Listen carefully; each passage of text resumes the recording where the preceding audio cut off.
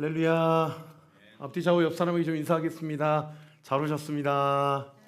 잘 오셨습니다. 잘 오셨습니다. 예, 그 광고 나간 대로 7월, 8월 가장 중요한 이슈는 두 가지인데요. 하나는 7월 15일이죠. 7월 15일, 16일 양일간에 진행되는 어린이 여름 성경학교 위해서 여러분 꼭 기도해 주시고 저희 교회 주일학교 그 성도님이 그 교사 선생님이 두 분 계십니다. 우리 정지영, 백다은 선생님 두 분 계신데 그날은 사실 저희가 팝콘 전도하면서 몇 명의 아이들을 하나님께서 보내주실지 잘 몰라요. 그래서 여러분들 기도해 주시는 것뿐만 아니라 7월 15일, 16일 꼭 시간 내주셔서 전 성도가 같이 우리 어린이 성도님들을 섬기는 그런 은혜의 시간이 되었으면 좋겠습니다. 제가 관리소장님 만나가지고 좀 옥상도 좀 열어달라고 당부를 드렸는데 흔쾌히 열어주시고 또 물도 쓸 수 있도록 허락을 해주셨거든요. 그래서 조그만한 풀장을 사서 천막이랑 해서 아이들이 물놀이도 하고 또 여기서 게임도 하고 여러 가지 복숭아라든지 수박이라든지 맛있는 것도 같이 먹으면서 무엇보다 아이들에게 복음이 들어가는 시간이 될 수 있도록 그렇게 기도해 주시고 꼭 주일학교 교사 선생님들만 헌신하는 시간이 아니라 우리 전 성도들이 함께 동참하여 아이들을 섬기고 영접하게 하고 결신시키는 그런 시간이 될 수 있도록 함께 기도해 주시길 부탁드립니다. 8월 18일, 19일 전교인 수련회가 있습니다. 포천 환희하우스를 저희가 이제 렌탈을 했는데요. 그날 1박 2일로 함께 가서 바베큐 파티도 하고 친교하고 교제하고 금요일 날 저녁에 함께 뜨겁게 말씀 듣고 기도하는 시간을 갖고자 하니까요. 시간 내주시고 함께 동참해 주시길 부탁드립니다. 우리 같이 기도하겠습니다. 하나님 아버지 감사합니다. 어느새 2023년도 시작한 지 엊그제 같은데 반절이 지났습니다. 오늘 7월 첫째 주일날 주님 앞에 예배드릴 때 정말 어제도 폭염주의보가 내리고 올 여름이 결코 만만치가 않을 듯 하운데 주님께서 은혜 주셔서 저희 성전을 지키시고 물이 새지 않게 하시되 무엇보다 교회가 세워지고 첫 번째 여름 캠프를 진행하고자 합니다. 하나님께서 은혜 주셔서 이번 캠프를 통하여 우리 아이들이 예수님을 인격적으로 만나고 돈이 있어도 또 가진 것이 많아도 많이 배웠다고 해서 구원받을 수 있는 것이 아니라 예수 그리스도를 믿고 영접하는 자만이 하나님의 자녀가 되는 권세를 위임받은 사실을 인정하며 주님 앞에 나아가 예수 그리스도를 위한 삶을 살도록 결단하는 우리 어린이 성도 될 수 있도록 은혜 베풀어 주시고 이 모든 일에 지혜를 주셔서 유진 사모님이야 모든 교사 선생님들 또 모든 성도들이 일심동체가 되어서 우리 아이들을 위하여 또 함께 헌신하고 그들의 발을 씻기는 아름답고 복된 시간 되게 하여 주옵소서. 8월 18일 19일에는 저희 자체적인 첫 번째 수련회를 갖고자 합니다. 하나님께서 은혜 주셔서 우리 온누리교회 모든 성도들이 한마음 한뜻이 되어서 교회를 세워갈 때에 주께서 주시는 은혜와 사랑을 확인하고 우리 가운데 하나님의 영광을 목도하는 귀하고 복된 시간 되도록 주께서 우리와 함께하여 주옵소서. 오늘도 말씀을 전하고자 합니다.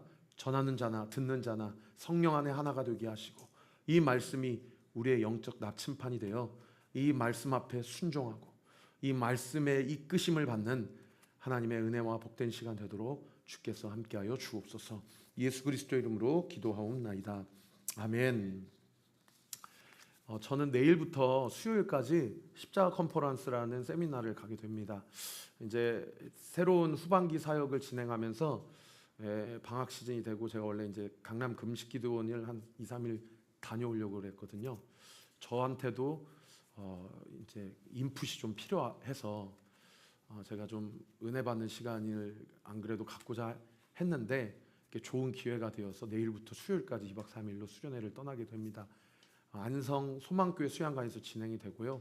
아마 내일은 제가 새벽 예배를 드리고 가게 될 텐데 화요일, 수요일은 기술적으로 지금 배우긴 했는데 이게 가능할런지 모르겠지만 녹화를 해서 화요일, 수요일 새벽 예배 지장이 없도록 하고자 할 거고요. 혹여나 뭔가 이슈가 돼서 안 되면 제가 안성에서 오는 한이 있더라도 그대로 진행이 되니까 새벽 경건 루틴 꼭 지켜서 함께 동참했으면 좋겠고요. 오가는 발걸음 가운데 잘 다녀오고 또 무엇보다 제가 은혜 받고 십자가의 피 묻은 복음 앞에 다시 한번 무릎 꿇는 시간이 될 수 있도록 저를 위해서 기도해 주시길 부탁드립니다. 자, 어제부터 잠언 말씀 우리가 새롭게 시작을 하고 있습니다. 인류 역사상 가장 지혜로운 사람이었다라고 회고되는 사람이 다윗의 아들 솔로몬이고, 그가 남긴 그 유명한 텍스트 성경이 잠언이죠. 어제 본문 2절부터 4절까지 보면 솔로몬이 이 잠언을 왜 기록했는지에 대한 목적을 우리에게 가르쳐 주고 있습니다. 제가 여러분에게 읽어드리겠습니다. 이는 지혜와 훈계를 알게 하며 명철의 말씀을 깨닫게 하며 지혜롭게 공의롭게 정의롭게 정직하게 행할 일에 대하여 훈계를 받게 하며 어리석은 자를 슬기롭게 하며 젊은 자에게 지식과 근신함을 주기 위한 것이다 라고 기록하고 있습니다. 좀 길지만 정리해보면 잠언을 쓴 목적을 두 가지로 정리해 볼 수 있는데, 첫 번째는 사람을 교육하여 지혜 있는 자가 되게 한다는 것, 그리고 두 번째는 무엇이 옳고 그른 것인지를 분별하게 하기 위함이라는 것, 이것이 잠언을 쓴 목적이다라고 스스로 성령의 영감을 받아 솔로몬이 밝히고 있는 어제 본문이었다고 볼 수가 있는 거죠. 아까 쓴 목적을 다시 한번 띄워주시면, 이 두 가지 목적을 가능하게 하기 위해서는 사실은 두 가지 전제가 필요한데, 그것이 뭐냐면요, 이 세상의 옳고 그름, 선악, 또 지혜로움과 어리석음이 이 세상 가운데는 공존한다라는 것을 전제하고 있는, 그래야만 두 번째 이유가 요게 이제 분명한 목적이 될 수가 있다라는 것이고, 또 한 가지는 그렇기 때문에 사람은 반드시 교육과 훈계를 받아야 된다. 자기가 스스로 자기 판단을 하고 자기가 스스로 결정하는 것은 사실은 지옥을 향해 가는 길이다. 좀 거칠게 표현하면 그렇게 이야기를 할 수 있는 그런 본문이죠. 사랑하는 성도 여러분, 신앙생활 하면서 하나님께서 나를 훈계하신다, 그리고 반드시 우리는 훈계를 받아야 된다 라는 사실이 우리의 마음을 불편하게 합니까? 아니면 안도하게 합니까? 바라기는 하나님이 예배를 통해 또 경건 훈련을 통하여 또 말씀과 기도 훈련을 통하여 나에게 말씀하시는 주님의 음성이 내 마음을 불편하게 하는 것이 아니라 내가 어디를 향해 가야 되고 내가 무엇을 위해 살아가야 되는지를 분명하게 가르쳐주는 그런 은혜가 있게 되기를 예수님의 이름으로 축원합니다. 그래서 어제 본문 1장 7절의 잠언의 전체적인 결론이 기록되어 있어요. 우리 7절 말씀 같이 한번 읽어볼까요? 시작. 여호와를 경외하는 것이 지식의 근본이거늘 미련한 자는 지혜와 훈계를 멸시하느니라. 그러니까 인생이 두 종류 중 하나라는 거죠. 이 본문 계속 좀 띄워주시면, 어떤 사람은 하나님의 훈계와 하나님의 지혜에 대해서 경외함으로 반응하는 사람이 있는가 하면, 어떤 사람은 멸시한다. 다른 번역 성경에 무시하고 가볍게 여긴다. 여러분, 우리는 어떻습니까? 여기 경외라는 것을 저는 좀 이렇게 표현하고 싶어요. 하나님에 대한 건강한 두려움, 이걸 경외라고 표현을 하고 싶은데요. 로렌스 형제는 하나님의 임재 연습이라는 책에서 이 경외를 하나님이 지금 내 앞에 계시다고 인식하는 하나님의 임재 의식이다, 혹은 하나님의 임재 인식이다 라고 그렇게 정의를 했습니다. 자, 여기까지가 어제 본문이었고, 오늘은 8절부터 19절까지 본문인데, 구체적으로 이런 전체적인 맥락 가운데 두 가지 인생을 우리에게 소개해주고 있는 본문입니다. 첫 번째 인생은 어떤 인생이냐? 훈계와 법을 이야기해주고 있는 부모님 혹은 멘토가 있는 인생이에요.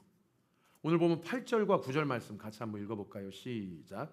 내 아들아, 내 아비의 훈계를 들으며 내 어미의 법을 떠나지 말라. 이는 내 머리에 아름다운 관이요 내 목에 금사슬이니라. 아비의 훈계가 있고 어미의 법이 있다라는 겁니다. 이 훈계를 주석하면 교정을 통한 가르침, 혹은 우리가 살면서 반드시 준수되어야 될 것들이라고 그렇게 설명할 수가 있고요.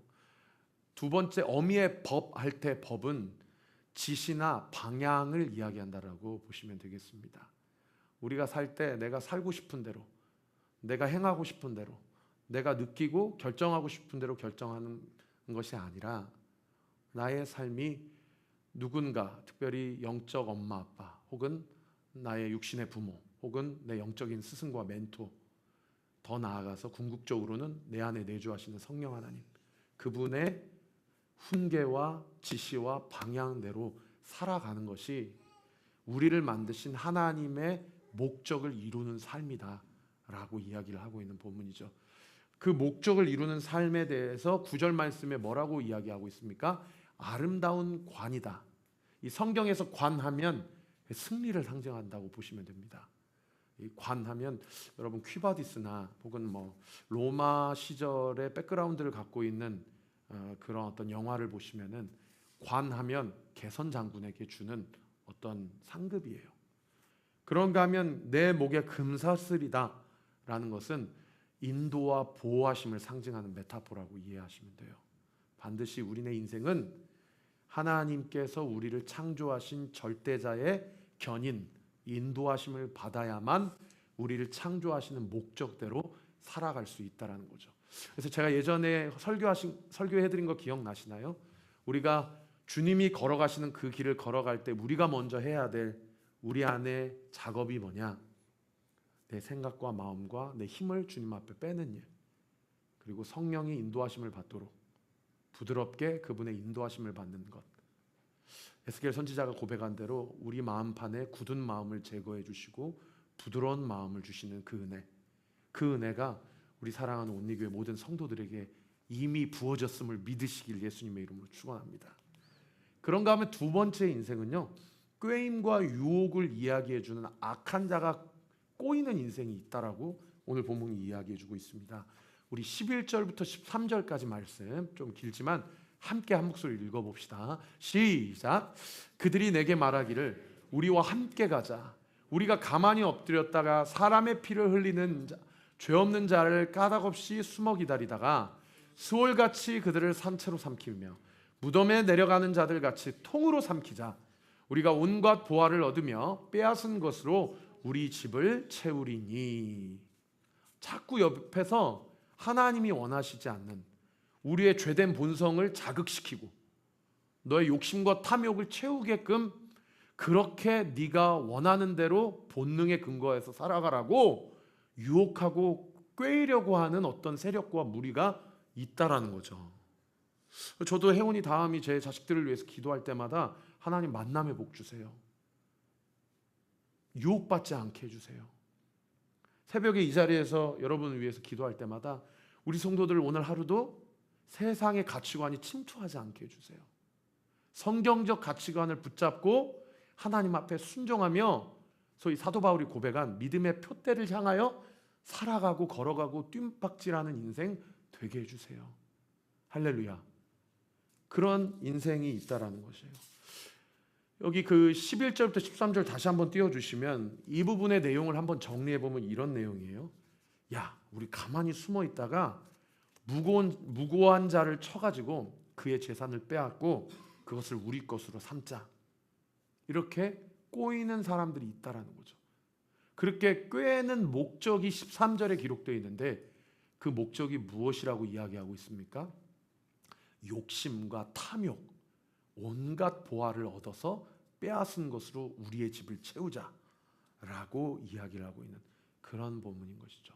정리하면 부정한 방법이 있다 할지라도 우리의 어떠함만, 우리의 욕심과 아니만 개런티 될 수 있다면 상대방의 피해와 상대방의 어떤 상대방이 영향을 받는 것은 전혀 상관없이 내가 말하고 싶은 대로 말하고 내가 취하고 싶은 대로 취하고 내가 살아가고 싶은 대로 그렇게 살아 라고 이야기하는 그런 사람들이 있다라는 겁니다. 여러분, 이러한 악한 자, 오늘 본문의 11절에 악한 자라고 기록되어 있는데 이런 악한 자의 두 가지 특징을 정리해보면 이렇게 이야기할 수 있어요. 첫 번째는 우리 같이 한번 따라해 봅시다. 집단화. 네, 쉽게 얘기하면 내 편 만들기라는 거예요. 내가 당신 편에 끼어들겠습니다. 내가 당신과 한 길을 걸어가겠습니다라고 한 적이 없는데 무의식적으로 이미 너하고 나는 한패야. 네가 무슨 교회 다닌다고 뭐 너라고 뭐 다르니? 너도 우리랑 같이 그렇게 가는 거야 라고 그렇게 집단화시키는 그런 계략을 쓰고 있다는 거예요. 그게 11절과 13절과 14절에 기록되어 있는데 여기서 제가 우리라는 표현만 지금 하이라이트를 쳐달라고 부탁드렸거든요. 여기 보세요. 그들이 너에게 말하기를 우리와 함께 가자. 우리가 가만히 엎드렸다가 사람의 피를 흘리자. 죄 없는 자를 까닭없이 숨어 기다리다가 우리가 온갖 보화를 얻으며 빼앗는 것으로 우리 집을 채우리니 너는 우리와 함께 제비를 뽑고 우리와 함께 전대 하나만 두자 할지라도. 이 전대라는 것은 돈을 보관하는 주머니를 얘기하거든요. 야, 이제 니나 나나 합쳐. 이제 너랑 나는 한 가족이야. 한 패야. 라고 이야기하면서 무의식적으로 자기가 인지하지도 모르는 상황 속에서 사탄 마귀가 우리에게 너는 내 새끼야. 너는 내 세력 아래 있어. 너는 세상 사람들과 전혀 다를 게 없어. 라고 그렇게 일반화라 시킨다라는 거죠. 여러분, 이것을 이길 수 있는 힘은, 비결은 무엇이 있을까요?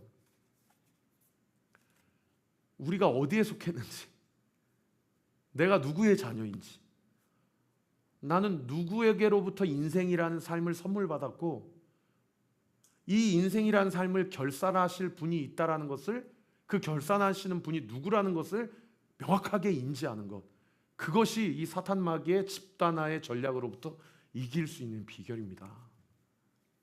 제가 이게 전도를 하다 보면은 애들이 팝콘을 다 흘려요. 그러니까 어느 순간에는 관리소장님이 1층 로비 엘리베이터 앞에서 그걸 쓸고 계시더라고요. 그래가지고 그 다음부터 제가 너무 죄송해가지고 팝콘 전도만 끝나면 바로 올라가는 게 아니라 우리 성도님들이 도와주시면 먼저 가서 정리 좀 해달라고 부탁드리고 제가 한 30분 동안 주변을 다 쓰레기를 줍고 팝콘을 다 씁니다. 근데 제가 그냥 쓸지 않아요. 반드시 이거를 이렇게 어깨티를 이렇게 해가지고 티를 내는 거죠. KB 골든타워나 다산동 주변에 담배꽁초를 줍는 목사가 있다. 나는 온리교회 목사다. 이 티를 내는 거예요. 그리고 사실 엘리베이터 타면 잘 인사 안 해요.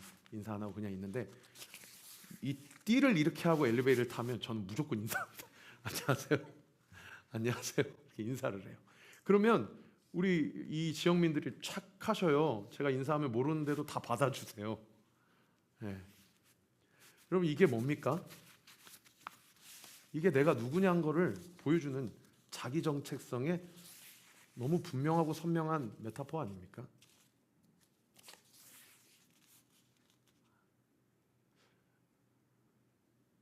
제가 그런 생각이 들더라고요. 아, 내가 이것을 할 때만 목사이고 이걸 벗을 땐 목사가 아닌가? 아니죠. 우리는 하나님 앞에서 이 띠를 맬 때나 안 맬 때나 우리는 세상에 속하고 어둠의 세력과 사탄 마귀에 속한 존재가 아니라 우리의 본향이 하늘나라이고, 할렐루야, 우리의 아버지, 우리가 아까 찬양했잖아요. 아바 아버지, 아빠 아버지, 우리의 진정한 부모가 누구냐는 거예요. 하늘에 계신, 그리고 지금도 이 모든 피조 세계를 운행하시고 주관하시고 다스리시는 여호와 하나님, 할렐루야. 자기 정체성이 분명하면 그 행위와 그의 삶을 통해서 내가 누구인지를 분명하게 나타낼 수 있다는 거죠. 그런가 하면 두 번째 이 사탄 마귀의 전략이 뭐냐면요, 헛된 꿈을 꾸게 한다는 거예요. 13절과 14절 말씀 같이 한번 읽어봅시다. 시작. 우리가 온갖 보화를 얻으며 빼앗은 것으로 우리 집을 채우리니 너는 우리와 함께 제비를 뽑고 우리가 함께 전대 하나만 두자 할지라도 라고 기록하고 있어요. 여러분, 23절 14절 다시 한번 좀 띄워주시고요. 헛된 꿈을 꾸게 해요. 그래서 온갖 보화를 빼앗아서 우리 집을 채우면 우리의 인생은 잘 먹고 잘 사고 탄탄대로가 될 것이고 저 사람의 인생은 어떻게 되든 우리랑 상관없어. 나만 아니면 돼. 왜? 우리의 탐욕과 욕심은 채워졌으니 우리의 삶은 행복할 거야 라고 그렇게 현신과 돈 떨어진 그런 망상을 꾸게 한다라는 거죠. 여기 14절을 제가 다른 번역 성경에 찾아보니까 이렇게 번역을 하고 있더라고요. 공동 번역 성경에는 우리와 한 통속이 되어 같이 먹고 같이 살자. 현대인 성경에는 네가 우리와 한 패가 되어 이 모든 것을 우리와 함께 나누어 가지자 라고 그렇게 이야기하고 있다는 거예요. 여러분, 이렇게 하면 행복합니까? 그 뒤처리는 아무 나와 상관이 없습니까? 어떻게 돼요? 결과가 17절부터 19절까지 보세요. 새가 보는 데서 그물을 치면 헛일이겠거늘 그들이 가만히 엎드리면 자기의 피를 흘릴 뿐이요 숨어 기다리면 자기의 생명을 해할 뿐이니 이익을 탐하는 모든 자의 길은 다 이러하여 자기의 생명을 잃게 하느니라. 그 악한 자와 거기에 동참하여 유혹에 넘어간 자의 결과가 자기의 생명을 잃게 되는 것이다 라고 명백하게 우리에게 가르쳐주고 있는 그런 본문이죠. 그런데 여기 17절부터 19절까지 중에 이 17절 말씀을 왜 여기에 이렇게 삽입하셨는지 처음엔 잘 이해가 안 되더라고요. 새가 보는 데에서 그물을 치면 헛일이다. 왜 마치 속담과 같은 이 문구를 여기에 이렇게 기록을 해 놓으셨을까? 여러분, 새가 보고 있는데 거기에다 그물을 치면 글쎄요, 새 대가리는 이게 기억력이 짧아서 그냥 그래도 그물에 걸립니까? 무슨 얘기예요? 하나님이 다 보고 계시는데 네가 아무리 전략과 계략과 술수와 많은 일들을 계획한다 할지라도 그것이 어떻게 하나님 앞에서 모른다 하고 그냥 넘어갈 수 있겠냐? 하나님이 반드시 그 일들에 대해서 보응하시리라 라는 가르침을 우리에게 이야기해주고 있는 그런 본문이죠. 그런 관점에서 보면 여러분, 모든 헛된 망상 또 여러 가지의 유혹과 정말 우리의 귀에 너무나도 달콤한 그런 제안들에 우리가 넘어가지 않게 하기 위해선 우리가 어떤 마음과 태도를 가지고 있어야 됩니까?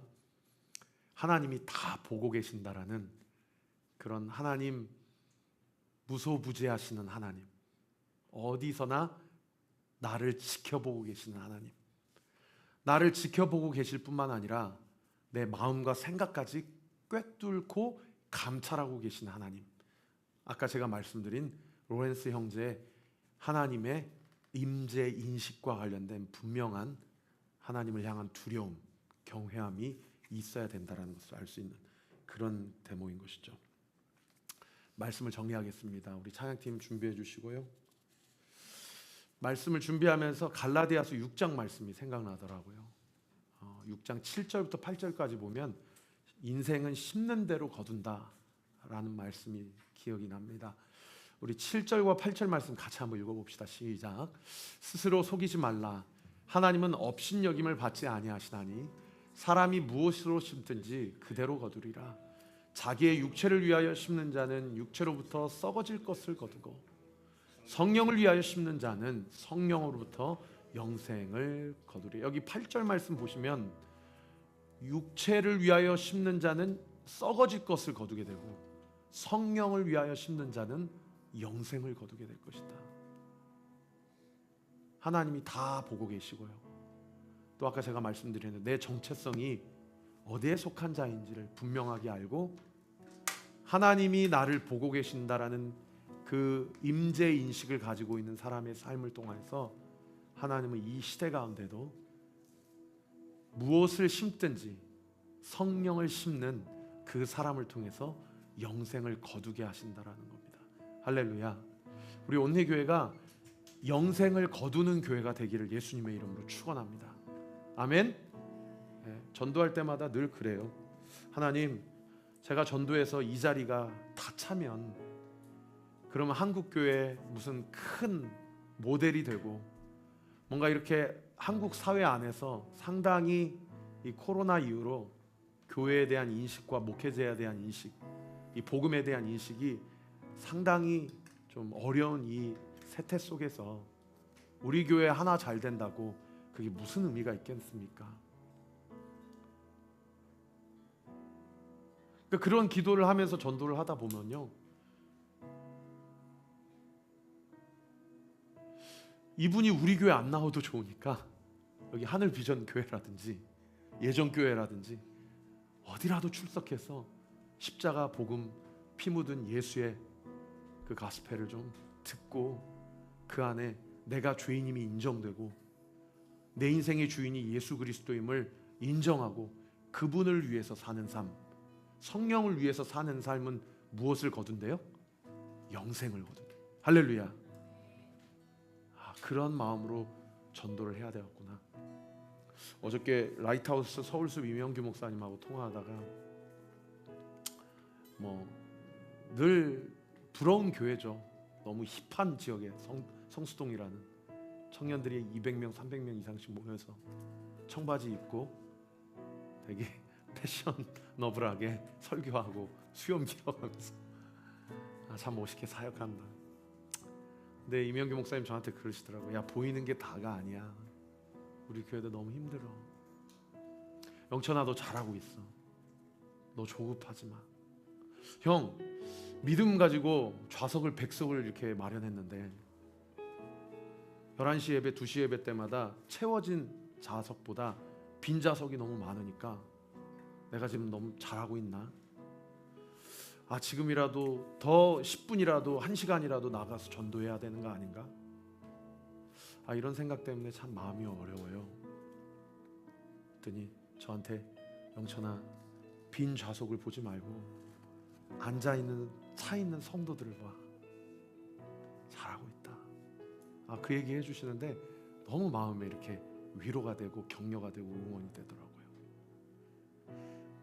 사랑하는 성도 여러분, 주님이 우리의 마음의 중심을 다 보고 계십니다. 무엇을 심으시겠습니까?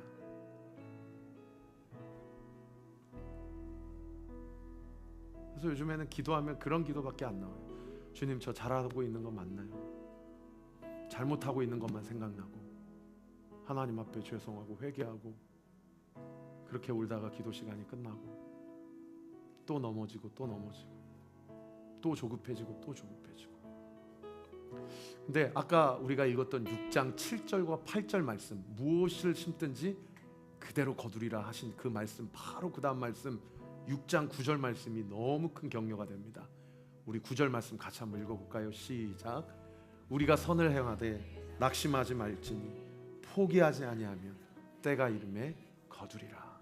사랑하는 성도 여러분, 이왕 마음에 다짐하시고 말씀 앞에 순종하며 언젠가 우리의 인생의 결산을 받으실 그분 앞에 설 날을 기다리면서 그분이 걸어가시는 그 길대로 걸어가기로 작정하셨다면 지금 당장 나에게 그 결정과 결단에 대한 열매가 없다 하더라도 여러분, 황소걸음으로 그 길을 한 걸음 한 걸음 내딛으십시오.